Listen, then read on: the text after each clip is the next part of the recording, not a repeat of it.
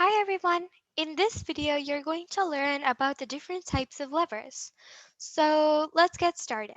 As you can see here, I have a mnemonic, FRE 123. So you may be wondering what each of these letters and numbers stand for. So let's start off by defining them. So I'm going to first start off with fulcrum. So what fulcrum means is it's the balancing point. So let me type that in for you. Fulcrum is the balancing point of a lever.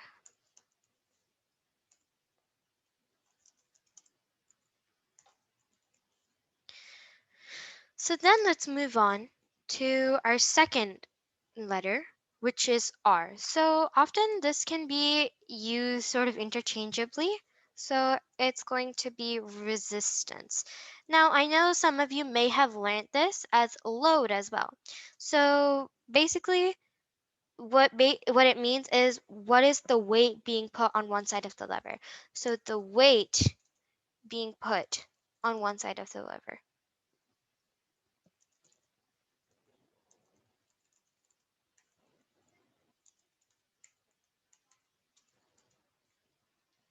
Okay.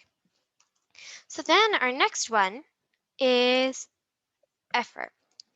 So your effort is how much pressure, like your pressure being exerted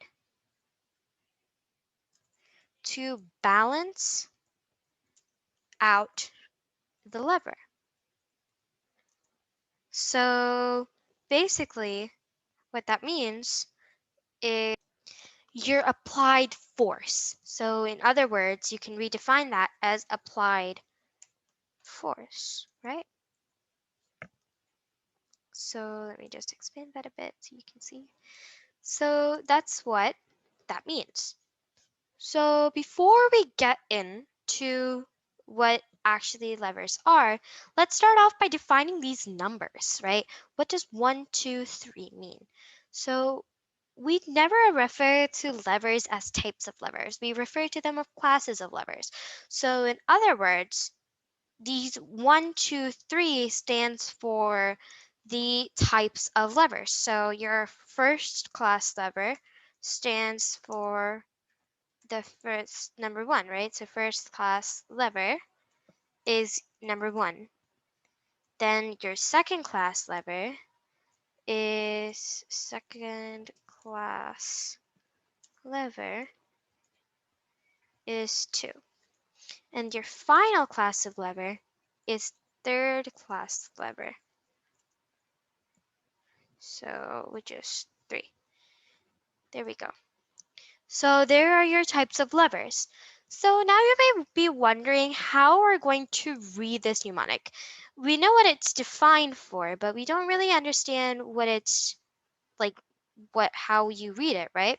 So how you basically read this mnemonic is you have to connect. So F here stands for F goes to 1. That's why they're in one color.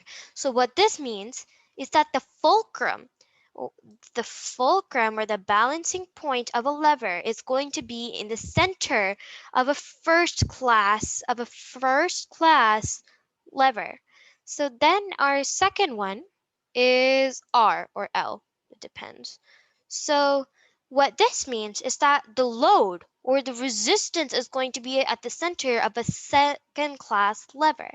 And your final one is E to 3. What this means is that your effort is going to be at the center, or your applied force is going to be at the center of the third class lever. So let's actually draw this and sort of put this to use, right? It's really hard to just visualize this with words. So let's start off with the first class lever. So I'm going to draw it right there, and there we go. So now I'm going to start off with my first class lever. As you can see, I've drawn it blue to signify that this is a first class lever, right? So I'm going to start off by making my fulcrum. So I'm going to put a middle point. Did I click? Yeah, I clicked. So my fulcrum is going to be right here, and I'm going to change its color to blue. There we go. So I'm going to label that fulcrum, or the balancing point. Remember, it's also the balancing point of the lever, right? So let's just move that to a little bit more to the center. There. So now what I'm going to do is I'm going to draw two different arrows. One will signify the resistance and one will signify the effort. So I'm going to draw my resistance in red. So I'm going to draw an arrow to signify that. And there we go. So I'm going to label that resistance. So basically what that means is that in a first class lever, resistance and effort are interchangeable in spots. So if I were to draw my effort arrow, which is up and is green, we're going to show that your effort is always going to be on the opposite side of resistance in your first class lever. And that fulcrum is always, always, always going to be in the center for a first class lever effort. So there we go. I'm gonna make that a bit more into the center. Oops. That's not what we wanted, but okay. Let's just see that. So this is a first class lever.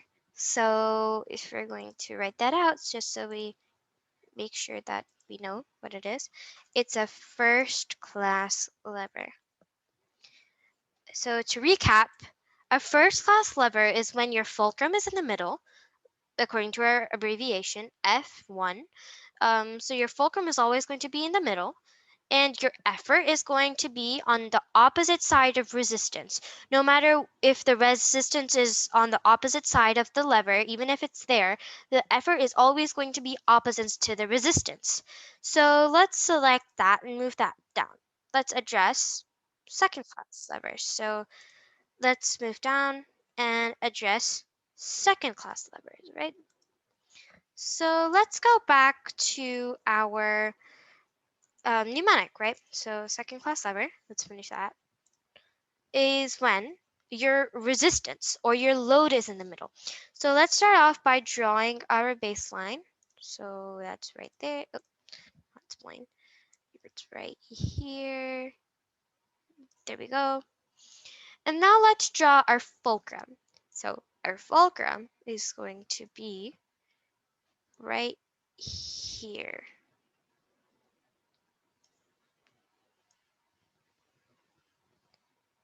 It is not actually going to be in the middle. It's going to be at the edge. So the reason why is because this is a second class lever. Your load is going to be in the middle, not your fulcrum. So let's just label our fulcrum so nobody gets confused. Fulcrum. So now that we know our fulcrum, let's just see what's in the middle. So again, as I've been saying for a million times, your fulcrum, sorry, not fulcrum, your resistance or your load is going to be exactly in the middle. Wow, what a shocker. So basically, your load or your effort or your resistance, resistance is always going to be in the middle for a second class lever. So let's move on to your last part, which is your effort. Your effort is always going to be opposite to your fulcrum in a second class lever. Now, this is where it gets kind of confusing. You have, for each one of these, it's kind of really important to understand that if one part is in the middle, the other two sort of parts of a lever need to be opposite of each other no matter what. Like there's no ifs and buts. If they're not opposite to each other, they're a completely different type of lever. So it's kind of really important to memorize that rule. That's where many people go wrong. So finally, since we're done with that, let's move on to our final lever, which is your third class lever. Third class. So referring back to our mnemonic, we know that in the third class lever, your effort must be in the center. So let's start off by drawing our balancing beam, or oh, that's what you call it. So there we go. And let's start off by drawing the fulcrum. So your fulcrum, oops, I'm gonna change the color back. And I'm gonna select my triangle, and I'm going to draw my fulcrum at this point again, just to keep it consistent. But remember, if one part is in the center, if one part of the lever is in the center, the other two must be opposite of each other. So your fulcrum is right at the edge. So fulcrum. Let's address what's actually in the middle. It's the effort, right? So that's basically what's left is your effort. Your effort must always be in the center for a third class lever. So let's just label that really quick. Effort. So remember, because your effort is in the center, the remaining arrow, which is again your resistance slash load lever, arrow or effort, or okay. Your resistance slash load must always be opposite to the fulcrum. Resistance slash force must always be opposite of the fulcrum, right? Because that's how this third class lever works. If they are by chance not opposite to each other, they are not considered a third class lever, right? So it's really important to memorize that. It's a really simple rule. It doesn't take too much memorization if you know your abbreviation properly, but it's really important to memorize this as well. So I don't know how well you can see that, but here are your three types of levers, and I hope you learned a lot from this. And please do again write down these definitions. They are so important to the understanding of what type levers are. So basically it's understanding of what a lever is. So in my next video, I'm going to be addressing the sort of real life examples of levers. So please be tuned for my next video. Thank you so much for watching. Bye!